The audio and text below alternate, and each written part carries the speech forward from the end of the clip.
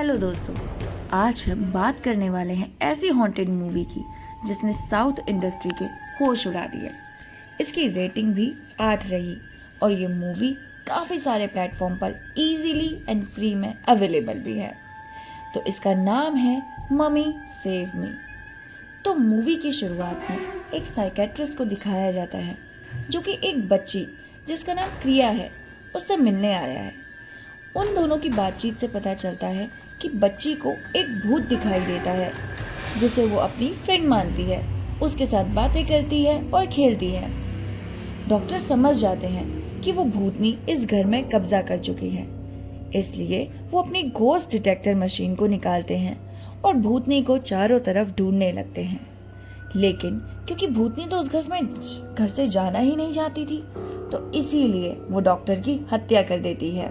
Doctor को बचाने के लिए क्रिया की मम्मी आती है, लेकिन भूतनी उन पर भी अटैक कर देती है।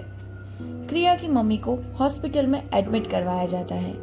यहाँ घर पर एक फादर को दिखाया जाता है जो कि क्रिया को एक कबर्ड के अंदर से निकालते हैं, जहाँ पर एक डॉल भी होती है। फादर उस डॉल को देखकर थोड़ा सा अजीब बिहेव करते हैं और क्रिया की मम्मी के पास उनसे हॉस्पिटल में मिलने जाते हैं और उनसे पूछते हैं कि वो डॉल वहाँ कैसे आई, आप इस घर में क्यों रहते हो जब आपको इतने सारे भूत दिखाई देते हैं, या आपको कुछ अलग लग रहा है, आप इस घर को छोड़ क्यों नहीं देते। इसके जवाब में क्रिया की माँ बताती है कि वो मेरे पति का घर है और उस घर से मेरी बहुत सारी यादें जुड़ी हैं। अब स्टोरी को फ्लैशबैक में दिखाया जाता है, यानी कि क्रिया की मम्मी बता रही होती है कि क्यों वो और कैसे उस घर में आए और उस घर से जाने का नाम क्यों नहीं ले रहे हैं। तो वो बताती है कि वो घर उसके पापा का था, यानी कि क्रिया के पापा का। क्रिया के पापा उसके लिए काफ़ी सारी डॉल्स लाते थे। 3 महीने पहले वो डॉल लेने गए और फिर कभी वापस ही नहीं आए। उनकी यादों में हम यहाँ रहते हैं। नई जगह पर आकर क्रिया बिल्कुल अकेली सी हो गई थी, इसलिए स्टोर रूम में जाकर अपने टॉयज़ निकालती है और वहाँ पर एक बहुत बड़ा गिफ्ट का बॉक्स होता है जिसे क्रिया खोलने की कोशिश करती है, लेकिन उससे नहीं खुलता। उसके बाद क्रिया की मासी उस गिफ्टेड बॉक्स को अंदर ले जाती है क्रिया की मम्मी के पास, यानी कि अपनी बहन के पास, और बोलती है कि इसमें जो गिफ्ट है, जो कि एक डॉल है, इस गिफ्ट को क्रिया को उसके बर्थडे पर देंगे। भैया जीजू यही डॉल लेने के लिए गए थे। अब क्रिया की माँ को भी लगता है, वो उसे इमोशनली ब्लैकमेल कर देती है। ब्लैकमेल भी क्या, मतलब बताती है कि जीजू ये लेने के लिए गए थे, शायद जीजू की ये आखिरी विश हो कि क्रिया के पास ये डॉल जाए। तो क्रिया की माँ भी उसके लिए राजी हो जाती है। क्रिया का बर्थडे आता है और वो कर्स्ड गिफ्ट क्रिया को दे दिया जाता है। क्रिया उस डॉल को अपने ही पास रखती है, चाहे खाना खाना हो या सोना हो। क्रिया उस डॉल से इतनी ज़्यादा ऑब्सेस्ड हो गई थी कि मिडनाइट तक उसे लेकर बाहर गार्डन में घंटों घंटों तक बैठी रहती थी। ये सभी हरकतें क्रिया की मासी को बहुत अजीब लगने लगी और वो क्रिया को उसकी डॉल से अलग कर देती है। इस काम में क्रिया की माँ भी अपनी बहन का साथ देती है, क्योंकि क्रिया ने सब कुछ करना छोड़ दिया था। क्रिया की मम्मा उस डॉल को स्टोर रूम में एक कील पर चुभाकर टांग देती है और ऊपर चले जाती है। तभी उस डॉल के अंदर से ब्लीडिंग होने लगती है। अब हमें ये तो समझ में आ गया है कि डॉल एक भूतनी है जिसको चुभाने से ही ब्लीडिंग हो गई है। तो क्या डॉल क्रिया की मम्मा से बदला लेगी? क्या वो भी इसी तरीके का बिहेवियर करेगी कि उनको कील से चुभा देगी, या कुछ और? जानने के लिए हमें आगे की स्टोरी तो देखनी ही पड़ेगी। तो आगे होता है कि क्रिया की मासी को दिखाया जाता है जो कि अपने आप से ही अपने बेड से ऊपर उठने लग जाती है, जैसे तो भूतनी उसी के अंदर आ गई है। वो ऊपर उड़ने लगती है, अजीब सी शक्लें बनाने लगती है और फिर उसके बाद नीचे गिर जाती है। लेकिन ये सब उसकी मासी का सपना होता है। वो सपने से जागती है और फिर उसके बाद उसे पता चलता है कि ये तो सब सपना था। खुद को रिलैक्स करने के लिए क्रिया के रूम में जाती है और देखती है कि क्रिया अभी सो रही है। क्रिया से डॉल छीनने के बाद क्रिया बहुत गुस्सा हो गई थी, वो किसी से भी बात नहीं कर रही थी। तो मासी उसे सोता हुआ देखकर अपने रूम में चले जाती है। तभी क्रिया को दिखाया जाता है, जिसकी नींद अचानक से खुल जाती है और वो डॉल जिसे उसकी मम्मी ने स्टोर रूम में टांग दिया था, वही डॉल क्रिया के रूम के बाहर खड़ी थी और उसे अपने पास बुला रही थी। और उस डॉल के पीछे ना एक काला सा साया भी था। क्रिया उस डॉल का पीछा करते करते बाहर आ जाती है और डॉल को जंगल की तरफ लेकर चली जाती है। अब मॉर्निंग में सभी क्रिया को ढूंढ रहे होते हैं, लेकिन वो घर में कहीं नहीं मिलती।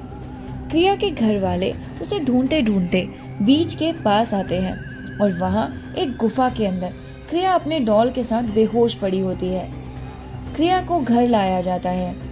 अब क्रिया बहुत अजीब बिहेव करने लग गई थी।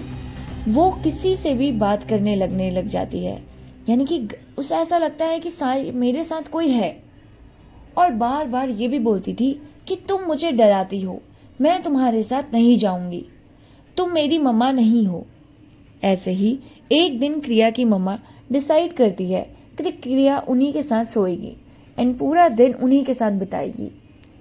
लेकिन डॉल के अंदर समाई हुई चुड़ैल बाहर निकल जाती है और क्रिया को अपने पास बुलाती है, लेकिन क्रिया उसके पास जाने से मना कर देती है।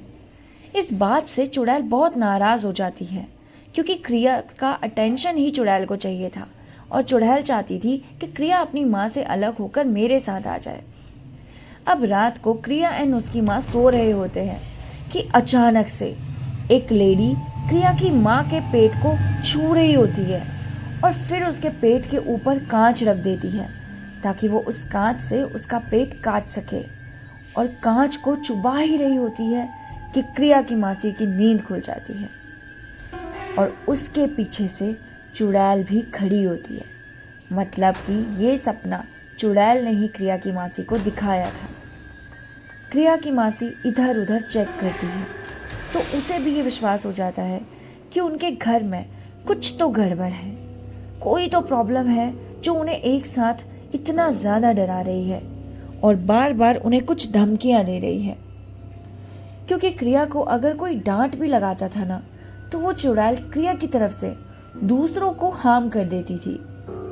क्रिया अब उस चुड़ैल से और ज्यादा चिढ़ गई थी, क्योंकि क्रिया को उसकी वजह से बहुत डांट पड़ने लगी थी। क्रिया उस चुड़ैल से बोल देती है कि तुम जाओ, मुझे तुमसे बात नहीं करनी। लेकिन शायद चुड़ैल को कुछ और मंजूर था। चुड़ैल ने बहुत बार क्रिया की मम्मी को मारने की भी कोशिश की और एक बार तो उसके बेबी बम्प पर कील चुभा दिया ताकि वो डॉल का बदला ले सके। लेकिन भगवान की कृपा से ऐसा कुछ नहीं हुआ। क्रिया अपनी मम्मी के साथ ज्यादा टाइम स्पेंड करने लग गई, लेकिन ये बात चुड़ैल को हजम नहीं हुई। उसने अपना भयंकर रूप दिखाना शुरू कर दिया। क्रिया की मम्मी इन सब से डर गई और उसने साइकेट्रिस्ट को अप्रोच किया और उन्होंने एक डीमोनोलॉजिस्ट को भेजा, जो कि मूवी के स्टार्टिंग का सीन था। अब मूवी प्रेजेंट टाइम पर आती है और फादर उनसे पूछते हैं कि वो कर्स डॉल की वजह से एक बहुत बुरी आत्मा तुम्हारे घर में आ गई है, जिसकी अधूरी इच्छाएं अब तक पूरी नहीं हुई है। वो हर वक्त इधर उधर भटकती रहती है। फादर बताते हैं कि वो चुड़ैल कभी भी क्रिया का साथ नहीं छोड़ेगी, चाहे तुम लोग कहीं भी चले जाओ, और अभी वो हमारे साथ इस हॉस्पिटल में भी यहीं बैठी है। ये बात सुनकर सब के सब डर जाते हैं। अब फादर उस चुड़ैल की कहानी बताते हैं और बताते हैं कि ये कहानी 100 साल पुरानी है।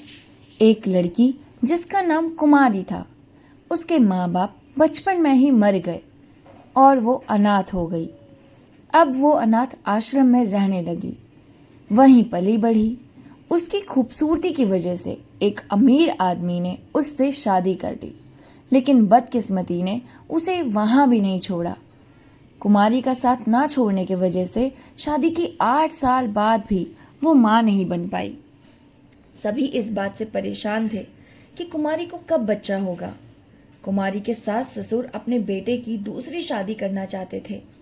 कुछ ही दिनों में कुमारी की गोद भराई हुई, यानी कि वो मां बनने वाली थी। सभी लोग बहुत ज़्यादा खुश हो गए। कुमारी भी अपने बच्चे का इंतज़ार कर रही थी। प्रेगनेंसी के 7वें मंथ में कुमारी और उसका पति अपनी कुल देवी के मंदिर जा रहे थे, लेकिन रास्ते में उनकी कार का एक्सीडेंट हो गया और उन तीनों की वहीं पर मौत हो गई। यानी कि कुमारी की माँ बनने की इच्छा अधूरी रह गई। मृत्यु के बाद भी इंसान सब कुछ छोड़ देता है, अपना शरीर, अपनी माया, लेकिन अपनी अधूरी इच्छा को नहीं छोड़ पाता। जिस जंगल में कुमारी की मौत हुई, कुमारी वहीं पर भटकती रही और एक बुरी आत्मा बन गई।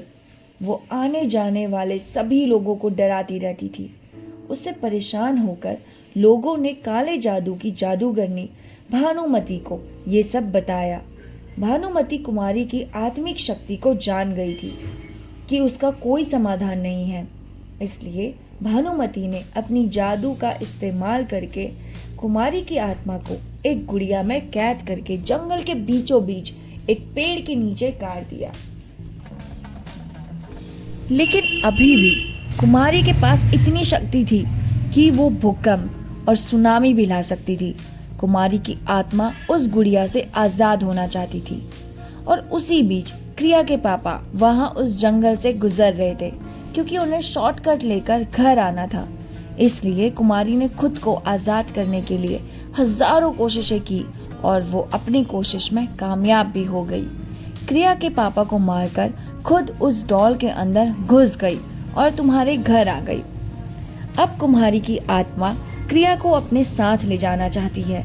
वो अपनी ममता को क्रिया के साथ शेयर करना चाहती है। यह कहकर फादर चर्च चले जाते हैं और वहां प्रे करने लगते हैं।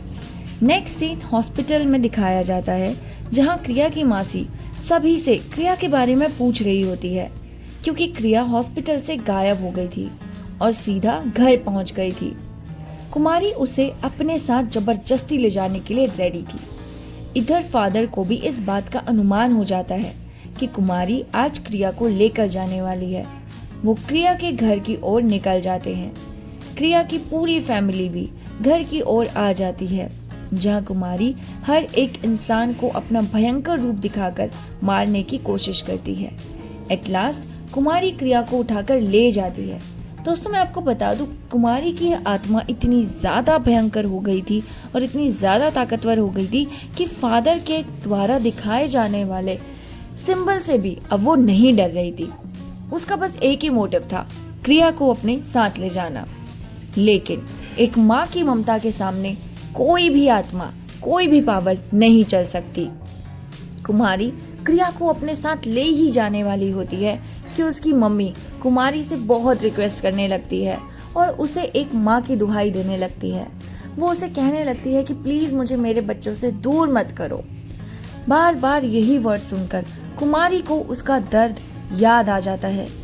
वो क्रिया की माँ के दर्द को अपना दर्द समझकर क्रिया को छोड़कर चले जाती है और कहानी यहीं ख़त्म हो जाती है। तो आज की मूवी आपको कैसी लगी हमें ज़रूर बताइए। आप हमें कमेंट करके बता सकते हैं कि नेक्स्ट मूवी किसके ऊपर बनानी चाहिए। दोस्तों, मेरी ज़्यादा तबीयत ख़राब होने की वजह से मैं बहुत लंबा ब्रेक ले चुकी हूँ।